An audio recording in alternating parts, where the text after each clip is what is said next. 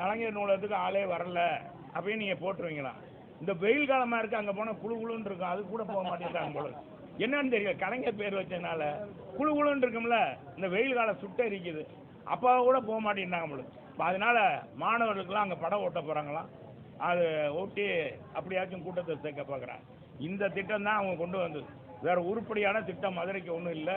நடக்கிற பால வேலையெல்லாம் எங்கள் காலத்தில் போடப்பட்டது, எல்லா பாலமும் அவங்க காலத்தில் இல்லை. இன்றைக்கி பறக்கும் பாலத்தை கொண்டு வந்தது நாங்கள் தான்.